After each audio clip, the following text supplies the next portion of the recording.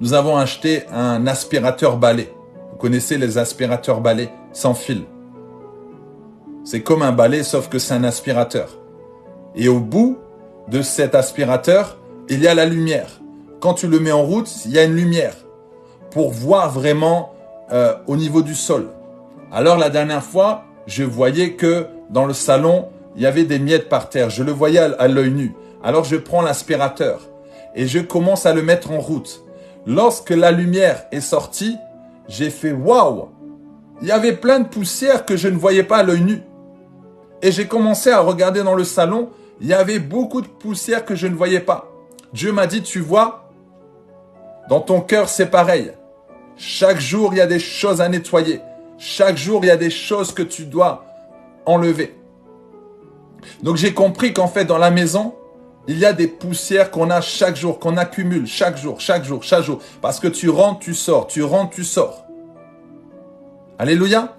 Donc chaque jour, quand tu rentres chez toi, nettoie ton cœur. Depuis ce matin, depuis que tu t'es levé, tu as eu des mauvaises pensées. Nous avons 60 000 pensées chaque jour. Tu as eu des mauvaises pensées. Tu as eu des images que tu n'aurais pas dû regarder. Alléluia, qui est d'accord. Tu as écouté des choses que tu n'aurais pas dû. Tu es allé sur Instagram, tu as vu des choses que tu ne devais pas regarder. Tu as dit des choses de ta bouche que tu n'aurais pas dit aujourd'hui. Qui est d'accord? Ah, soyons vrais, hein. Soyons vrais avec nous-mêmes. Chaque jour, ton cœur est souillé. Chaque jour, ton cœur est souillé. À chaque fois que je fais un live, mon cœur peut être souillé. Et oui. Donc c'est pour ça que tu dois nettoyer ton cœur comme tu nettoies ta maison chaque jour. Chaque soir, tu fais le bilan de la journée, tu nettoies tes pensées. Tu dis, Seigneur, cette pensée n'a pas lieu d'être. Nettoie, enlève. Tu t'es fâché contre quelqu'un. Tu as encore ce manque de pardon depuis des années. Quand je te parle de cette personne qui, soi-disant, tu as dit, ah, mais j'ai pardonné. Si je te parle de cette personne, tu te mets en colère. Donc ça veut dire que tu n'as pas pardonné. Si je te parle de cette personne, tu commences déjà à avoir des bouffées de chaleur. Ça veut dire que tu n'as pas pardonné. Quand tu as réellement pardonné à quelqu'un, tu as une paix, tu es à l'aise, tu es tranquille. Mais lorsqu'on te parle, rien qu'on dit son prénom, tu te fâches déjà. Tu penses déjà à ce que la personne elle t'a fait. Donc tu n'as pas réellement la paix, tu n'as pas réellement pardonné avec le cœur, mais juste avec la bouche. Alléluia. Nettoie ton cœur, mon ami. Nettoie ton cœur. Chaque jour, nettoie tes pensées. C'est ainsi que tu vas vivre des choses extraordinaires avec Dieu. Chaque jour, nettoie. Vide ce qu'il y a à vider dans cette bouteille. Comme je te montrais la bouteille d'eau. Tu vides, tu vides, tu vides. Une fois que c'est vidé, tu dis Seigneur, remplis-moi, remplis-moi, remplis-moi, remplis-moi. Alléluia. Lorsqu'il va te remplir, sa puissance va venir sur toi. Et là, quand tu vas parler, là, quand tu vas prophétiser, quand tu vas sortir les mots de ta bouche, ça va être un impact. Il y a des personnes qui sont tellement remplies d'onction que rien que tu vas à côté d'eux, rien que tu les touches, tu es toi-même guéri. Jésus-Christ, la femme à la perte de sang, elle voulait juste le toucher. Elle n'a pas dit « je veux qu'il me parle ». Elle n'a pas dit « je veux qu'il me regarde ». Elle n'a pas dit « je veux qu'il me pose la main sur la tête ». Non, je dois juste le toucher. Alléluia. Je dois juste le toucher. Toi, tu es rempli de la présence de Dieu. Lorsqu'on vient même à te regarder, il y a une puissance qui sort. Alléluia. Amen. Tu as Jésus en toi. Tu as la puissance de Dieu en toi. Vous savez aussi une chose qui est importante. Lorsque tu vas à l'extérieur avec tes chaussures et que tu rentres dans ta maison, tu rentres dans ta maison avec les choses de l'extérieur. Parfois, il y a des gens qui restent dans la maison avec leurs chaussures, qui vont dans leur chambre avec leurs chaussures. D'autres enlèvent les chaussures quand ils rentrent à la maison et se mettent soit à pieds nus ou soit ils se mettent avec des chaussons. Sache que quand tu vas dehors, tu ramasses tout et n'importe quoi. Les urines d'animaux. tu prends sur ta chaussure. Tu prends le sale. Tu prends l'eau sale. Tu prends toutes les choses que tu as à l'extérieur, dans la rue. Le sable, la poussière, tout se met en dessous de ta chaussure. Et toi, tu viens dans ta maison avec tes chaussures. Mais tu t'en rends pas compte. C'est sur le sol. Tu ne vois rien. Et après, quand tu enlèves tes chaussures, tu mets tes chaussettes. Ou tu mets tes pieds nus sur le sol. Donc tu récupères tout ce qui a été récupéré dehors à travers ta chaussure. Et après, tu vas dans ton lit et tu dors ainsi. Et parfois, ça vient sur tes habits. Ça vient sur tes mains. Et après, ça va venir dans ta bouche. Voilà comment après, on peut avoir des maladies. Mais sache que ta maison, c'est ton cœur. Alors quand tu viens de l'extérieur, tu rentres chez toi. Tu dois enlever tes sandales. Exactement comme Moïse face à Dieu, à la montagne, a dû enlever ses sandales. Il a dit, enlève tes sandales. Ça veut dire ici, c'est un lieu saint, enlève tes sandales, enlève cette impureté. Donc quand tu rentres chez toi, enlève tes chaussures. Quand tu rentres chez toi, ta maison, ton cœur, il n'y a pas n'importe qui doit venir chez toi. Mets des limites, mets des anges autour de toi. Ta maison, c'est ton cœur. Dans ton cœur, il n'y a pas n'importe qui doit venir. Il n'y a pas n'importe qui doit venir dans ton cœur. Toi, tu aimes bien avoir des petits copains, des petites copines. Les gens viennent te parler. Les gens viennent te prendre toute ton énergie. Oui, ton cœur est précieux. Ne donne pas ton cœur à n'importe qui. Ne donne pas ton cœur à n'importe qui. Comme dans ta maison, ne fais pas rentrer n'importe qui dans ta maison. Amen. Oui, ça parle à quelqu'un. Ne laisse pas rentrer n'importe qui à ta maison. Parce qu'une personne qui veut venir chez toi, tu ne sais pas quel esprit a derrière. Tu ne connais pas comment dire, ses intentions. Parce que le sourire peut être hypocrite. Ah, je suis un voisin. Je voulais venir te voir. Je voulais discuter avec toi. Tu ne sais pas quelle est l'intention de la personne. Donc tu dois mettre des limites. Comme dans ton cœur, tu dois mettre des limites. Jésus nous a dit qu'on doit aimer son prochain. Mais il n'a pas dit que tu dois être ami avec tout le monde. Il a dit que tu dois protéger ton cœur. Donc si tu sens que la personne elle a des mauvaises intentions, si tu sens que la personne elle commence à être jaloux, la personne elle commence à parler mal, alors écarte-toi de cette personne parce que toi tu dois avancer. Toi tu dois avancer, tu es un aigle. Un aigle parle avec les aigles. Tu dois avancer. Le salut est personnel. Tu as une destinée. Amen. Oui, nous devons trier nos amis.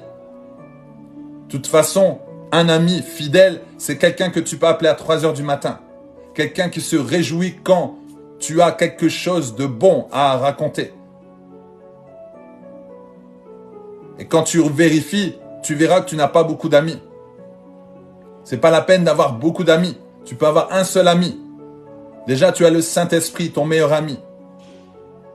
Quelqu'un où tu peux l'appeler à tout moment. Cette personne ne va jamais te juger. Sera toujours là avec toi, à t'écouter, à t'entendre. Jamais à te décourager. Là, c'est un vrai ami. Là, c'est une vraie amie. Elle n'est pas là pour juger. Il n'est pas là pour te juger. Il te dit, waouh, moi je suis content pour toi. Elle se réjouit lorsque tu t'es réjoui. Elle pleure lorsque tu pleures. Ça, c'est un vrai ami. Ah ben là, du coup, tu es en train de trier là. Pourquoi tu cherches tes amis? Pourquoi tu cherches à toujours être entouré? Tu as peur de rester seul? Tu as peur de rester seul avec toi-même? Tu as peur de rester seul avec le Saint-Esprit? Non. C'est pas la peine d'avoir énormément d'amis. Et en plus, plus tu es seul et plus tu es connecté à Dieu, plus tu as une relation profonde avec Dieu. Moi, personnellement, je n'ai pas beaucoup d'amis. Mais je suis heureux comme ça. Plus tu as d'amis, plus tu as de connaissances, plus tu as des problèmes. Amen, vous êtes d'accord? Qui est d'accord? Plus tu as d'amis, plus tu as de problèmes. Plus tu as de connaissances, plus tu as de problèmes. C'est la vérité. Il y a des personnes à qui tu ne peux même pas te confier. Tu sais qu'ils vont te trahir. Tu sais qu'ils vont commencer à parler. C'est la vie. C'est triste. Tu es peut-être déçu, mais c'est la vérité. Même des frères et sœurs à l'église. Tu sais qu'il y a des personnes vraiment vers qui tu ne peux pas parler. C'est pourquoi tu dois discerner, tu dois faire attention. C'est ça aussi de protéger son cœur. Tu ne laisses pas rentrer n'importe qui chez toi. Tu dois mettre des limites. Tu dois être radical. C'est pour ton cœur. Tu dois faire attention dans ces relations que tu as. Alléluia. C'est pour ton cœur, c'est pour ton âme, c'est pour toi. Parce qu'après tu dis, ah si j'avais su, oui si tu avais su. C'est pourquoi je te le dis aujourd'hui. Tu as le Saint-Esprit avec toi. Tu as Dieu avec toi. Et là, une vidéo que je vais poster tout à l'heure, que tu verras, c'est très rapide. J'ai juste dit, arrêtez, mesdames, arrêtez, messieurs, vous qui êtes mariés, de dire, ah, ma femme, c'est toute ma vie. Oh, mon mari, c'est toute ma vie. Non, c'est faux. Jésus, c'est toute ta vie. Jésus, c'est toute ta vie. Arrête de dire, ma femme, c'est toute ma vie. Mon mari, c'est toute ma vie. C'est pas vrai. Jésus, c'est toute ta vie. Moi, je me lève le matin, la première personne que j'embrasse, la première personne à qui je dis bonjour, c'est le Saint-Esprit. Et après, je dis bonjour à ma femme, parce que c'est Dieu avant tout. Ça choque peut-être, oui, mais c'est Dieu avant tout. Parce que c'est lui qui m'a donné la vie, c'est lui qui m'a sauvé, c'est lui qui a toujours été là dans les pires moments de ma vie. Et oui, ne sois pas choqué. Mais ça doit être pareil pour toi. Avant de connaître ton mari, Dieu te connaissait déjà. C'est lui qui t'a créé. Il te regardait déjà avant. Il savait que tu allais venir au monde. Lorsque le spermatozoïde a rencontré l'ovule, il savait déjà, il a dit, ah ça y est, alléluia. Il a dit, ça y est, un champion, une championne. Regarde tous les milliards de spermatozoïdes. Ils ont été dans tous les sens. Et il y en a un là qui est arrivé, boum! Ah, c'était toi. Ah, Dieu a dit, ça y est, c'est le champion, c'est la championne, c'est toi. Il s'est réjoui, il a dit, ça y est. C'est pourquoi j'ai fait une vidéo aussi pour les femmes qui avortent. Ah, je fais ce que je veux avec mon corps. Et qui arrivent à dire non, mais il n'y a pas de vie dedans. Il y a une vie. Il y a une vie. Ah non, moi je ne suis pas une tueuse, j'ai pas tué mon enfant. Avorter, c'est tuer une destinée, c'est tuer une vie. Ça peut choquer certaines personnes. Alors attention, peut-être que toi, tu as dû avorter avant de connaître Jésus-Christ. Et tu as demandé pardon, Dieu t'a pardonné. Mais quand tu es conscient de ce que tu fais, vous savez, quand Dieu te parle et qu'il te dit, attention, il y a un péché, tu es conscient que tu pèches, là, tu es doublement responsable. Mais lorsque tu fais quelque chose que tu n'es pas conscient, qu'on t'a forcé, que tu dois demander pardon à Dieu, Dieu t'a pardonné. Mais ces personnes qui disent, ah non, moi je suis pour l'avortement, je fais ce que je veux, c'est mon corps, je me fais plaisir. Bah, tu veux faire plaisir à Dieu. Tu veux faire plaisir à Dieu, alors marie-toi. Tu veux faire plaisir à Dieu, alors n'aie pas de relation sexuelle avant le mariage, tout simplement. Tu veux faire plaisir à Dieu, alors applique la parole de Dieu.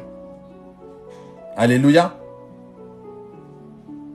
Ah, je veux me faire plaisir. Ah oui, mais voyez dans le monde où on est. L'homme qui couche avec un homme, la femme qui couche avec une femme. La femme qui couche avec des animaux. C'est terrible. Vous voyez dans le monde où on est. On revient à Sodome et Gomorrhe. D'ailleurs, dans Sodome, il y a quoi? Il y a sodomie. C'est terrible. Et on va enseigner encore à nos enfants. Et on nous dit non, c'est normal, il faut qu'il y ait l'éducation sexuelle à l'école. Non, faux. C'est pourquoi on doit se lever. C'est pourquoi on doit se battre. Et même les musulmans ne sont pas d'accord par rapport à ça. Alors je vais expliquer pourquoi pas de rapport avant le mariage. Et ça, c'est bien que tu m'en parles. Écoutez bien. Pourquoi pas de rapport sexuel avant le mariage? Parce que quand tu as une relation sexuelle, c'est une alliance. Un homme, une femme, vous faites un. Ça fait un. Le sang avec le sang. Dans le sang, il y a la vie. Donc une vie avec une vie. Une destinée avec une destinée. Quand tu as une relation sexuelle avec un homme, quand tu as une relation sexuelle avec une femme, tu es lié avec cette personne. C'est exactement comme un mariage. Quand tu as une relation sexuelle avec un homme, tu as une relation sexuelle avec une femme, tu es lié avec cette personne spirituellement. Une vie avec une vie. Parce que dans le sang, il y a la vie. Dans le sang, il y a une destinée. Alléluia. C'est pourquoi lorsque tu as eu des relations sexuelles avant, tu n'arrives pas à oublier ton ex. C'est normal, tu es lié encore à cette personne. L'alliance du sang, exactement.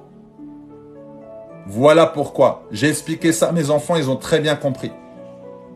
Et vous savez ce que font les occultismes. Vous savez ce que font les sorciers. Ils vont aller chercher une femme très intelligente, une femme de ministre. Ils vont essayer de la séduire. Ils vont essayer de l'attirer. Et ils vont faire en sorte que cette femme va coucher avec un homme pour pouvoir prendre son intelligence, prendre toutes les capacités surnaturelles, toutes les capacités intellectuelles. Ils vont prendre sa destinée. Et cette femme, après, elle dit, je ne comprends pas, je n'arrive pas à avancer. Je ne comprends pas, je n'arrive pas à évoluer. Je ne comprends pas, c'est comme si j'arrive pas à réfléchir. Voilà pourquoi. Oui, c'est la vérité. Ah, on ne blague pas avec ça. On ne blague pas avec ça. C'est la vérité. Destinée avec destinée. C'est pourquoi on dit que quand tu te maries, tu formes un avec ton mari, tu formes un avec ta femme. Et vous avancez dans le même sens. C'est pourquoi il y a une puissance lorsque vous êtes à deux. C'est pourquoi le diable combat beaucoup les couples. Parce que lorsque vous êtes ensemble unis, il y a une puissance lorsque vous priez. Mais peut-être que tu as fait des erreurs avant. Peut-être que tu avais des relations sexuelles. Et que là maintenant tu as compris que tu devais arrêter cela et que tu veux être libéré. Tu demandes pardon à Dieu et tu brises les liens d'âme. Tu prends le nom de la personne et tu brises ce lien d'âme. Afin que tu sois libéré. Tu dois couper ces liens. Alléluia. C'est important de bien se marier et de bien choisir la personne qui va rentrer dans notre destinée. On rentre dans la destinée de la personne, mais elle rentre aussi dans notre destinée. Amen. C'est très important. C'est très important.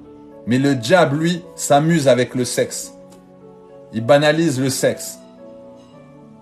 Oh, c'est pas trop grave. Tu peux coucher avec telle personne, tu peux faire ci, tu peux te masturber. Voilà comment, en fait, on endort les gens. Non, tu dois comprendre pourquoi la relation sexuelle, c'est important. C'est pas de la blague. Amen. Il y a un transfert de sang. Il y a une alliance avec le sang. Mais sache que lorsque tu acceptes Jésus-Christ, tu demandes pardon pour tes fautes, pour tes péchés. Tu brises tous ces liens. C'est ça la cure d'âme. Lorsqu'on parle de cure d'âme, on nettoie, on enlève, on brise tous ces liens mauvais, tous ces liens d'âme. Lorsqu'on est petit, lorsqu'on est enfant, à l'école, on a eu des amis, des frères, des sœurs. On dit, ah, t'es mon frère, t'es ma sœur, t'es mon frère de sang, t'es ma sœur de sang. Et puis, on se coupe ici et puis on se touche. Vous avez déjà entendu ça? On le faisait. Donc, c'est le lien avec le sang. Vous voyez? Même sans connaître, on faisait déjà ces choses-là. On dit, ah, mon frère de sang, ça c'est mon frère. Voilà comment tu fais un pacte. Voilà comment tu fais un pacte avec la personne. Alors il suffit que cet ami que tu avais quand tu étais à l'école, tu l'as oublié. Que cet ami-là, ton frère de sang, tu as fait un pacte spirituellement. Mais imagine que lui c'est un sorcier.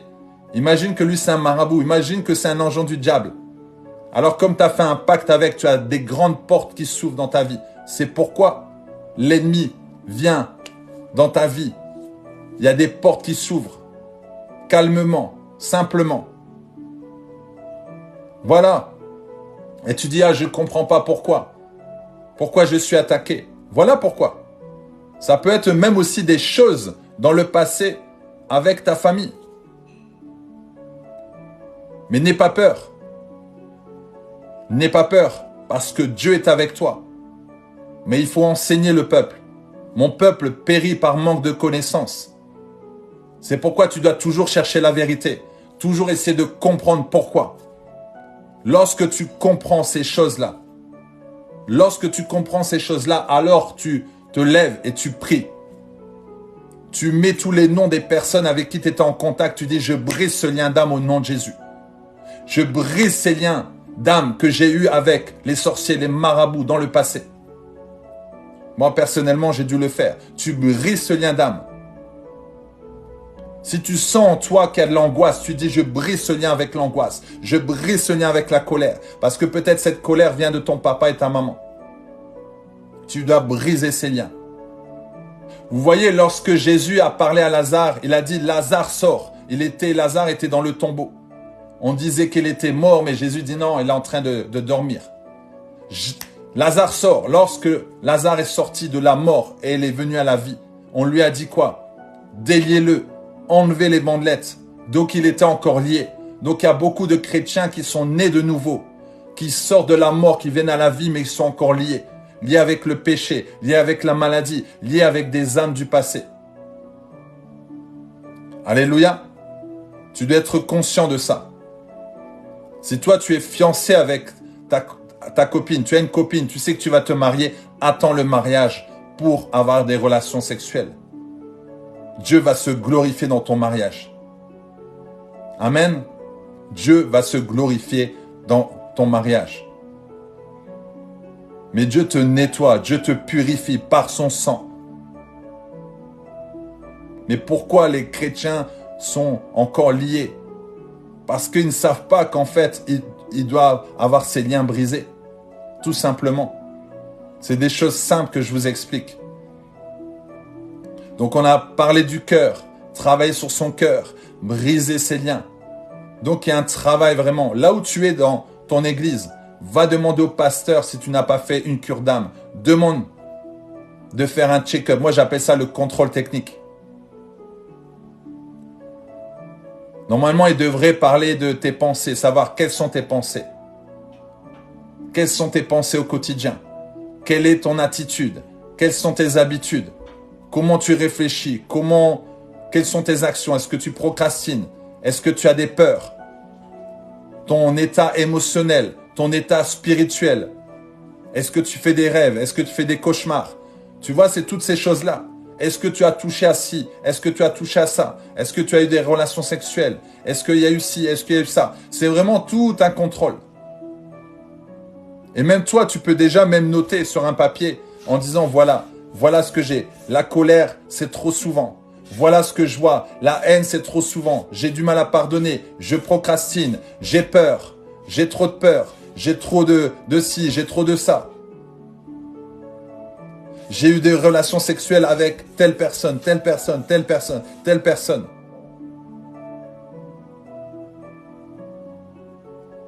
Un jour, j'ai fait une cure d'âme avec une prostituée, une ancienne prostituée. Elle me dit, moi, je ne peux pas te citer le nom des clients, je ne les connais pas.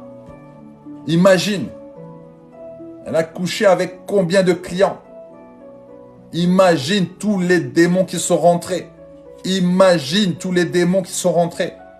Oui, je suis à Luxembourg, à Stenzel, la Compassion Luxembourg. Imagine tous les démons, toutes les portes ouvertes. Une prostituée remplie de démons, puisqu'elle est en contact avec plusieurs destinées, plusieurs esprits. Imagine, elle est emprisonnée et elle le sait. Mais le jour où cette dame est délivrée, le jour où cette prostituée est délivrée, waouh, c'est notre personne. Mais du coup, il faut couper les liens avec tous les clients. Couper les liens avec tous les âmes. Et je peux te dire que waouh, là, la délivrance, elle est terrible. Alléluia.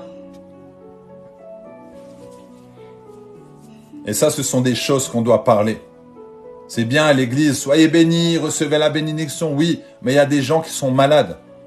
Arrêtons de dire toujours, l'église c'est un hôpital. Ben, comme c'est un hôpital, alors soigne les personnes, aide les personnes, guéris les personnes. Alléluia. Il y a des églises, ils ne veulent pas entendre parler de guérison, de délivrance. Ils ne veulent pas entendre parler de guérison. Ils ne veulent pas entendre parler de restauration d'âme. Ils ne veulent même pas entendre parler du Saint-Esprit. Ils ne veulent pas entendre parler de puissance. Mais alors, ils veulent entendre parler de quoi? Alléluia. Ah, moi, je dis des vérités. Hein. Je dis des vérités. Qu'on soit d'accord ou pas d'accord. Parfois, tu vas dans les églises. Ah, et je te dis, mais le Saint-Esprit, est-ce que vraiment il est invité là aujourd'hui? Ah non, on l'a mis à la porte. Aujourd'hui, on ne l'a pas invité. C'est nous qui contrôlons le culte. Ah, c'est pour ça alors que les gens sont endormis. Quand on dit Jésus est vivant, l'église doit être vivante. Quand tu vas au culte, ça doit être vivant. La puissance de Dieu doit se manifester. La puissance de Dieu doit se manifester. J'aime les cultes qu'on a chez nous. Même si on vient de démarrer. Même s'il n'y a pas encore 100, 2000 personnes, 10 000 personnes. Ça s'appelle la Compassion Luxembourg. La Compassion, l'église La Compassion Luxembourg. Mais on vit des cultes puissants. Alléluia, la présence de Dieu est là. Parce qu'on demande que la présence de Dieu est là. Parce qu'on invite le Saint-Esprit. Parce qu'on laisse Dieu agir. Parfois, on ne sait pas ce qu'on va dire. Je dis, Seigneur, fais ce que tu veux faire. Alléluia. Donc là où tu es, dans cette église où tu es, ça doit être une église vivante. On doit te pousser à activer tes dons, tes talents. Tu dois manifester la gloire de Dieu. C'est fini de voir des chrétiens endormis. C'est fini de voir des chrétiens malades. Tu dois te lever, mon frère, ma sœur, et commencer à même faire ton autodélivrance. Et oui, tu dois dépendre de Dieu. Arrête de toujours dépendre de ton pasteur. Dépends de Dieu. Arrête de toujours dépendre de ton pasteur. Parce que si tu dépends de ton pasteur, qui lui-même est rempli de péché, qui lui-même n'est pas conduit par l'Esprit Saint, quand il va prier pour toi, qu'est-ce qui va se passer? Il faut dire la vérité. Ça te choque, mais moi je dis la vérité. Tu dis homme de Dieu, homme de Dieu. Dans homme de Dieu, il y a homme. Ça reste un homme. Prie pour ton pasteur. Si tu vois qu'il y a des choses qui ne vont pas, prie pour lui. Aide-le, soutiens-le. Ils ont besoin de ça. Mais toi aussi, tu dois faire cette autodélivrance. Toi aussi, tu dois faire ce travail avec ton cœur. Toi aussi, tu dois chercher Dieu. Vous savez, pendant des années, là où j'étais, l'église était bien. Mais c'est juste que je voulais passer à un autre niveau, mais on ne me donnait pas l'occasion de passer à un autre niveau. J'avais un feu. Et là, je commençais à rétrograder. Le Seigneur m'a dit, non, c'est pas bon. Tu ne dois pas rester comme ça. Alors du coup, personnellement, dans ma chambre, je restais connecté à Dieu. Et je suis rempli. Je dis, Seigneur, remplis-moi. Et j'allais faire ce que je devais faire. J'allais voir à l'extérieur. J'allais prier pour les gens. J'allais imposer les mains aux malades, etc., etc. Je suis à la Compassion Luxembourg. La Compassion Luxembourg. Donc tu peux le faire, mon frère, ma sœur. Tu peux sincèrement vivre des choses extraordinaires avec Dieu. Tu peux vivre des choses surnaturelles avec Dieu. Sache-le. Tu peux vivre des choses surnaturelles avec Dieu. Tu peux vivre des choses surnaturelles avec Dieu.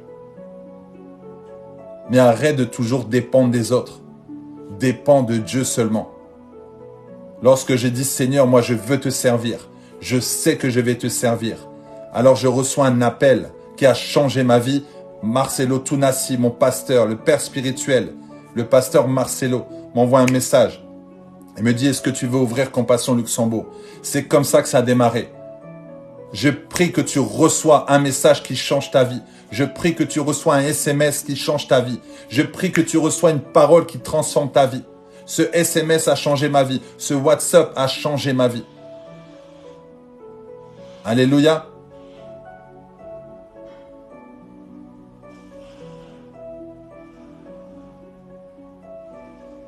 Je prie vraiment que Dieu vous élève, que Dieu vous avance encore plus loin. Lorsqu'on a vu Joseph dans la Bible, Joseph était en prison, mais on avait repéré qu'il y avait quelque chose de différent en lui. Pharaon a vu qu'il y avait quelque chose de différent en lui. Lorsque Joseph est venu devant Pharaon, il a dit, mais Pharaon, faut trouver quelqu'un qui va vous aider, quelqu'un d'intelligent. Ah, Pharaon a regardé autour. Il a vu toutes ces personnes qui le suivaient depuis des années. Mais il a dit, bon, ces anciens-là, est-ce qu'ils m'apportent quelque chose? Il regarde Joseph. Il a senti qu'il y avait un esprit différent. Il a senti qu'il y avait quelque chose de différent. Et je prie que tu sois repéré comme Joseph. Je prie que tu sois repéré comme Joseph. Oui, pasteur Marcelo, c'est mon père spirituel. Je prie que tu sois repéré comme Joseph. Je prie que comme Daniel, on te met à la fosse aux lions et les lions se transforment en chats. Que peu importe où on te met, peu importe où on t'amène, toi tu transformes la situation.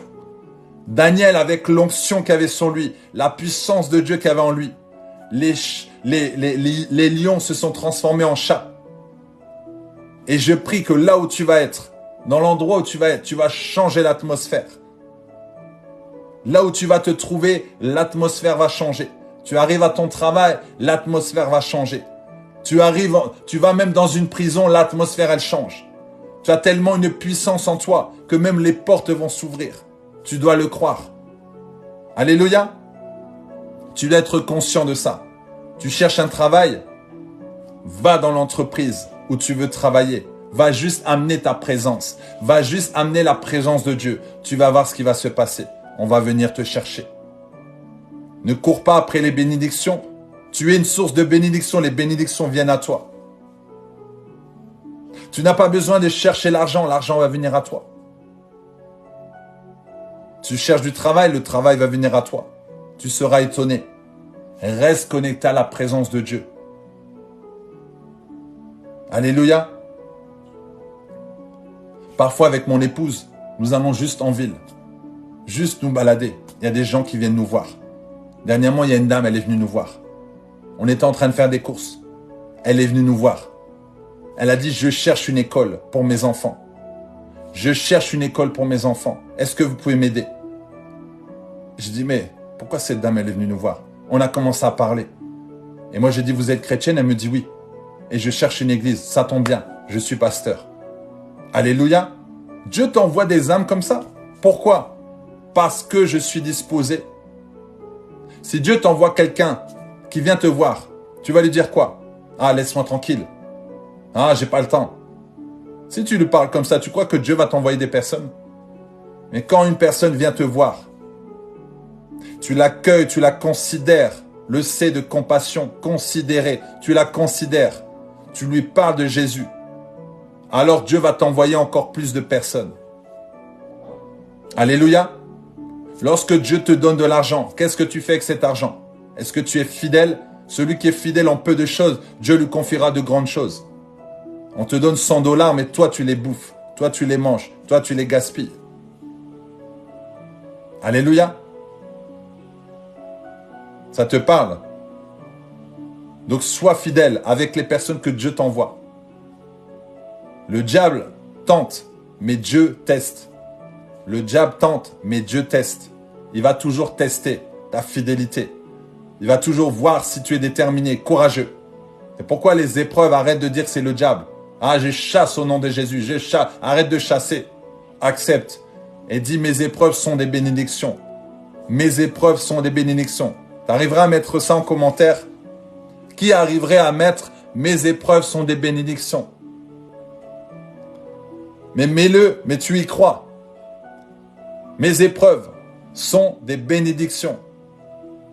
Quand tu dis ça, ça choque les personnes. Ils disent, comment ça, mes épreuves sont des bénédictions? Non, je souffre tôt. Je souffre tôt. Ces épreuves-là, j'en peux plus. Non, tes épreuves sont des bénédictions.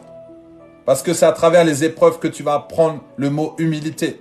C'est à travers ces épreuves que tu vas apprendre le mot pardon. C'est à travers ces épreuves que tu vas apprendre le mot persécution. C'est à travers ces épreuves que tu vas apprendre le mot amour. C'est à travers ces épreuves que tu vas apprendre le mot courage. C'est à travers ces épreuves que tu vas apprendre le mot détermination. C'est à travers ces épreuves que tu vas apprendre le mot relation avec Dieu. C'est à travers ces épreuves que tu vas apprendre ce mot-là. Alléluia. C'est à travers ces épreuves que tu vas apprendre le mot courage, le mot persévérance. C'est à travers ces épreuves que tu vas comprendre ce que veut dire maturité. C'est à travers ces épreuves que tu vas comprendre le mot supporter. Alléluia. Tes épreuves sont des bénédictions. Tu dis, ah Seigneur, je voudrais apprendre à pardonner. Il va te donner des épreuves pour que dans ces épreuves, tu arrives à pardonner. Toi qui as réussi à pardonner, toi qui as été courageux, déterminé, malgré tout ce que tu as subi, regarde maintenant comment tu es. Regarde maintenant comment tu es. Tu es mature. Tu as grandi. Quand tu es dans les épreuves, tu ne t'en rends pas compte. Mais quand tu sors de là, tu dis, Seigneur, merci. Je comprends ce que veut dire pardon. On t'a frappé, on t'a humilié, on t'a critiqué, on t'a blessé. Mais tu as réussi à pardonner. Tu dis maintenant, je sais ce que veut dire le mot pardon. Tu es devenu plus fort. Quelqu'un te dit, c'est quoi la détermination? Si tu es passé par des moments difficiles, où tu as dû être déterminé, où tu as dû être persévérant, tu vas savoir expliquer ce que veut dire persévérant et déterminé. Alléluia. Tu es obligé de passer par là. Tu es obligé d'être pressé comme un citron. Quand tu presses un citron, il y a du jus qui sort. Il y a le jus qui doit sortir. Vous savez, la prière que j'ai faite au début de ma conversion, vous savez, c'était quoi ma prière? Seigneur, donne-moi des épreuves.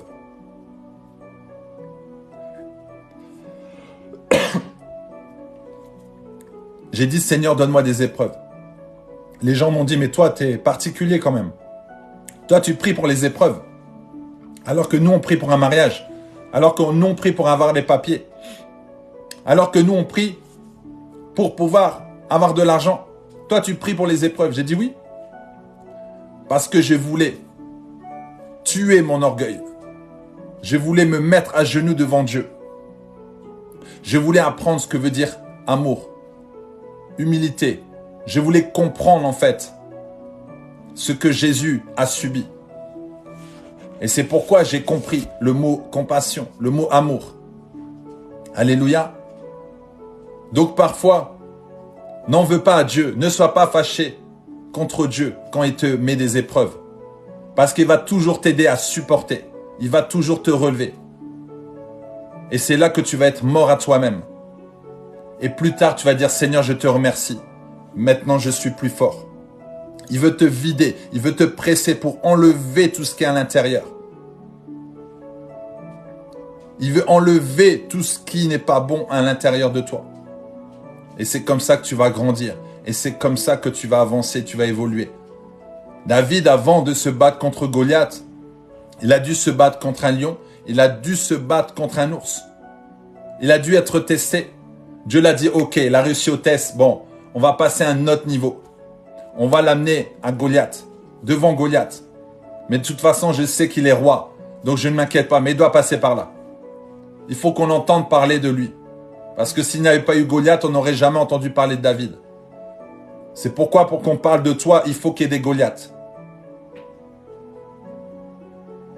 La femme à la perte de sang, si elle n'avait pas perdu du sang, si elle n'avait pas été guérie par Jésus, on n'aurait jamais parlé d'elle dans la Bible. Tu veux qu'on parle de toi, alors laisse Dieu. Il parlera de toi. On parlera de toi. Mais à travers ces témoignages, à travers la guérison, à travers l'humiliation que tu as reçue, à travers ces blessures, laisse Dieu parler. Laisse Dieu parler en ta faveur. Alléluia. Ah, Dieu est bon. Bon, ça fait déjà 1 heure. Hein. Alléluia, il faut en garder il faut en garder pour un autre jour. Le Seigneur est bon. Tout ce que Dieu fait est bon. Donc comme je t'ai dit, le diable tente, mais Dieu teste. Lorsqu'un concessionnaire, lorsqu'une marque de voiture veut mettre en place une nouvelle voiture, il est obligé de la tester. Crash test, tempête, des coups, à droite, à gauche, ça fait mal. Même la voiture, elle dit, ah, à un moment donné là, je reçois trop de coups, je suis fatigué. Mais on est obligé. Une fois qu'on a passé tous ces tests, on dit c'est bon, elle peut sortir du garage et on peut la mettre sur la route. Et là, elle va rouler. Et quand il y aura la tempête, elle va gérer. Quand il y aura la pluie, elle va gérer.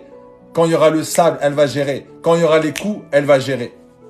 Parce qu'on l'a déjà travaillé dans le lieu secret. Dieu doit te travailler dans le lieu secret. Dieu doit te travailler dans le lieu secret. C'est pourquoi tu as des tempêtes. C'est pourquoi tu as du sable. C'est pourquoi tu reçois des coups. Dieu doit te travailler dans le lieu secret. Et à un moment donné, quand tu seras prêt, il va te faire sortir. Waouh, là, ça va être terrible. Avant que je sois là devant vous, pour prêcher, Dieu m'a déjà brisé beaucoup. Et il continue encore.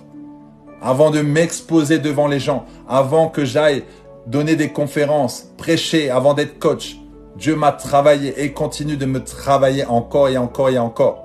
Donc laisse Dieu te travailler. Laisse Dieu te briser.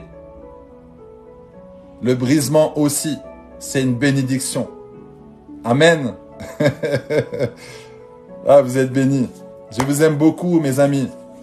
Alors, avant de partir, comme je le fais à chaque fois, je vais d'abord me présenter, Pasteur Max, pour les personnes qui sont là la première fois. Sois béni. Qui est là pour la première fois? Dis-moi juste, je suis là pour la première fois. Je suis le pasteur Max de l'église La Compassion, Luxembourg. Mon père spirituel, c'est le pasteur Marcelo Tunasi, qui est à Kinshasa, La Compassion Kinshasa. Et nous avons plusieurs églises Compassion dans le monde entier. Alléluia. Donc si tu n'as pas d'église, vraiment, envoie-moi un message privé et je te donnerai les coordonnées du pasteur et comme ça tu pourras rentrer en contact avec. Donc si tu es là pour la première fois, sois le bienvenu. Je fais des lives régulièrement. J'essaie en tout cas tous les jours vers 12h30 à 13h30, donc tu pourras te connecter. J'ai un groupe privé. Si tu veux venir dans ce groupe privé pour que tu sois béni, j'envoie des petits audios personnalisés et comme ça tu sais quand est-ce que je donne des lives et tu as des petites vidéos encouragement. Viens sur mon compte TikTok, tu vas sur mon profil et juste en dessous, tu as un lien, tu cliques dessus et tu peux rentrer directement dans le WhatsApp. Tu peux m'envoyer aussi un message privé et j'essaie en tout cas de répondre. Amen. Donc sachez que j'ai écrit 5 livres ici. J'ai écrit 5 livres. Au-delà, premier livre de la délinquance à chef d'entreprise, j'explique mon histoire. C'est le moment de passer à l'action. Un livre qui va te propulser pour sortir de ta zone de confort. Méthode pour découvrir ta mission de vie. Ici, crois seulement. Un livre qui va fortifier ta foi. Et le dernier, lâche prise pour mieux avancer. Donc j'ai 5 livres vraiment. Je t'encourage à les prendre, à te les procurer sur Amazon. Max Ro, M-A-X, plus loin Ro, R-A-U-X. Tu les trouves sur Amazon. Ça va t'aider énormément. C'est vraiment des livres qui vont te bénir, qui vont changer ta vie, transformer ta vie. Alléluia.